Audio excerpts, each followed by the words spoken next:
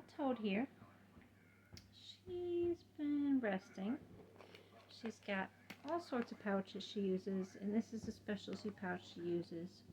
Direct purpose. It helps her sleep comfortably, and it helps her be protected during outings, because it can be protective against like wind and different conditions. It's best used on a sunny day that's warm and stuff like that. Basically, it's also an indoor pouch for when she's getting ready for something like doing a video like this. So in between whatever containment she wants to go to, and I actually prepared her for the video because she gets ready for bed, okay, every night, because she has playtime before bed and she goes to bed. Because something I want to say about ball pythons, this is true of retics too, and other certain types of snakes. I can, if you need to know, ask me in the comments, and I'll find out for you, or if I already know, I can tell you. But snake by snake, if you want to know if you're a snake at home. But actually, so retics and ball pythons, actually, when they're babies, they're actually going to be closer to a little bit on the diurnal side and also the crepuscular side. So they're actually going to kind of want to be awake kind of like in the evening times, maybe a little in the afternoon here and there, but mostly like evening times, not too late at night. So right now it's about 10:30 our time, and she's awake enough just for a very quick video, something real quick. But there's something I'm going to show. This is really important, and she's going to enjoy this now that she wants to rest. So here's the thing. She's going to sit in my lap while I show this really quick. Okay, so here's something you can do. If you have a blanket at home that you aren't using and you have snakes, here's something you can do. You got some blankets, or alternatively, you can also run straight to a fabric store, Walmart, somewhere that has fabric blankets, any kind of department store that has blankets. You can pretty much just run straight there right now and do this. Take yourself some scissors that are going to be sewing scissors. Sewing scissors for cutting fabric, you're going to want the real ones for this. And, I mean, these blankets will kind of start to make some fuzzies. And hold on one quick second, please. I get a grumbling sound. Alright, we're back. But anyways, this has been used for projects. I use it for another project right here. And listen, it doesn't have to be all at once with a piece of fabric. Any piece of fabric, even a huge blanket like this. This blanket could be used for many things, many things, not just one thing. So, I think I got the size I want right here. And I think this is going to be quite a chunk of this fabric. So, and don't worry, because she's only going to grow. She's not going to shrink. Listen, let me just tell you this. She's a ball python. I know. She's a ball python, and she's not going to shrink. She's going to grow. If I get a retic on the side, because we're talking about getting some more snakes. Bobby and I are. My husband and I are talking about getting some more snakes. We want to do some weird stuff. We want to do some uploads. We want to get different things so that I got to get things settled. He's got to get things settled. We got to do some different stuff here and get some uploads and do some different stuff so that I can show. I got to explain certain things about Big Snake here because I feel responsible. And like I uploaded a bunch of stuff with Aries, and it's like there's explanations that are necessary, just so many explanations, and it's like just ask questions too. That's the thing too. In the meantime, if you want to ask me questions, because I'm gonna do some videos, but listen, she's only gonna get bigger. She can be around 5 to 7 feet. It's kind of bigger. She'll be small retic size, but other than that, we were already talking about getting some more snakes, maybe another retic. We're not really sure.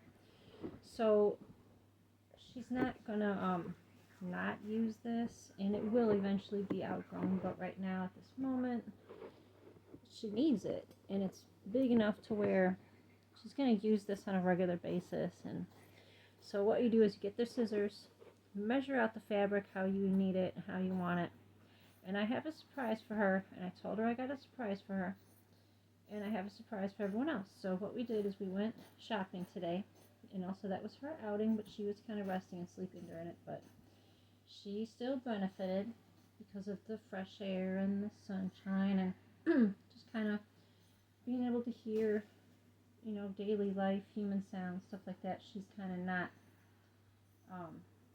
she kind of get over fears that she has and kind of like think about things on her own and all that, and you know, therefore kind of calm down and whatnot. But I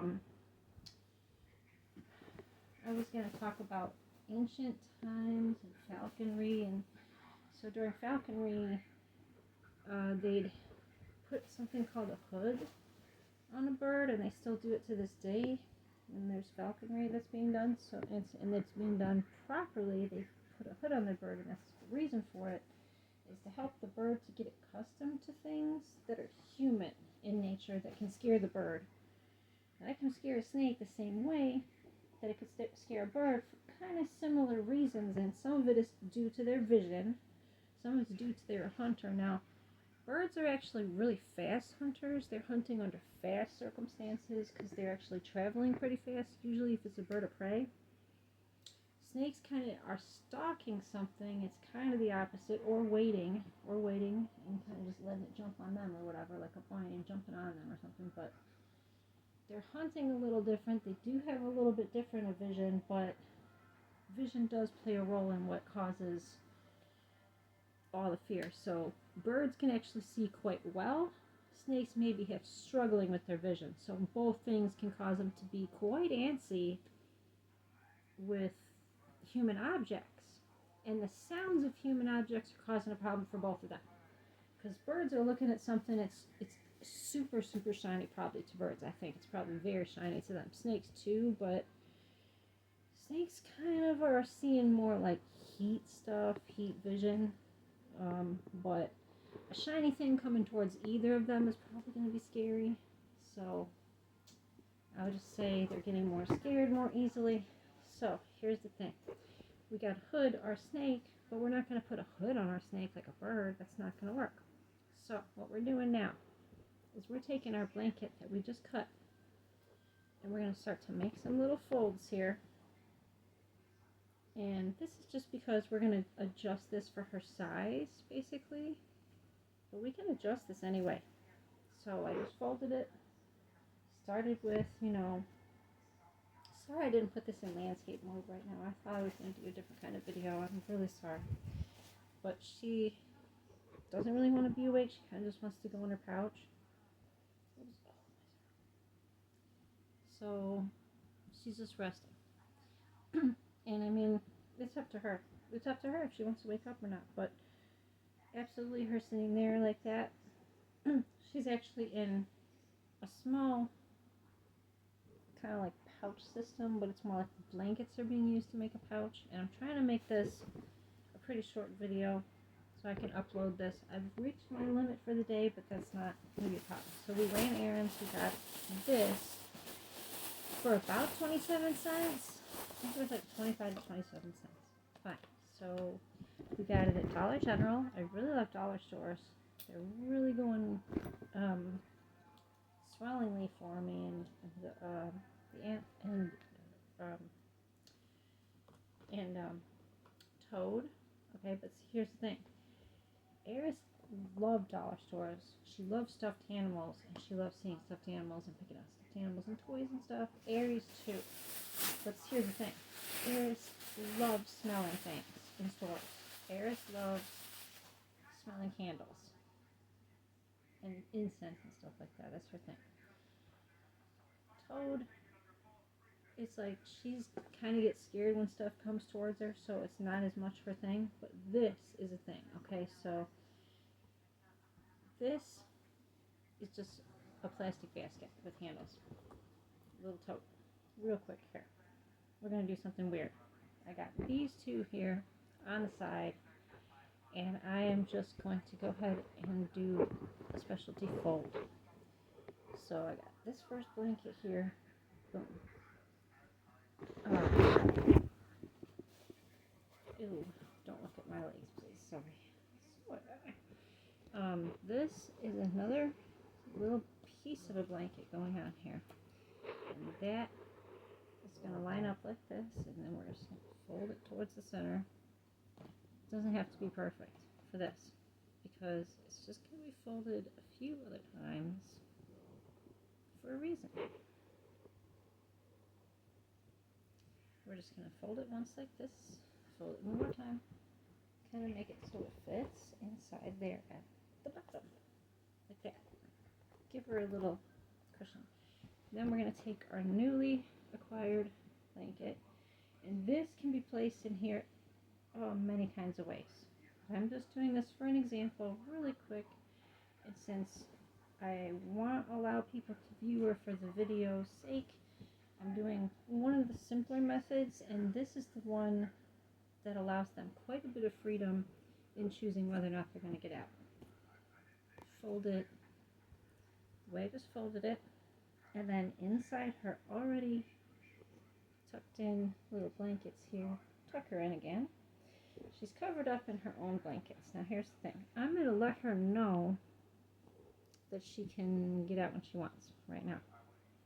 Just going to let her know if she wants to. But I mean, I doubt that she does. She's feeling kind of tired, I think. Just judging by all the body language she's been giving me in the past couple minutes. She's been kind of sleepy, kind of tired. And I hate bothering her too much. But I told her the video was going to be part of her time, that she's going to choose where she's going to sleep. And I had a surprise for her. And the surprise is this basket. This is your surprise. Do you like it? Do you like the surprise? Like your surprise? Well, where do you want to sleep? You know what? I'm just going to break this up into 2 videos. This is the project we did, and we're going to do a video where she's going to use her new toy. Or her new toy is a type of pouch, which is a basket. So this is for a real reason. Okay, so she can sit right in my lap. She can hang out. I can carry her around the house. This is really just around the house kind of stuff. When you can supervise them directly, and you're absolutely sitting there right next to them, like if they're right in bed with you and you're doing something, reading or studying or looking at your phone, and they're right there next to you, and you expect that they want to come out pretty soon and have playtime, but they're kind of resting, but you think they're going to be active soon, this is good. Also,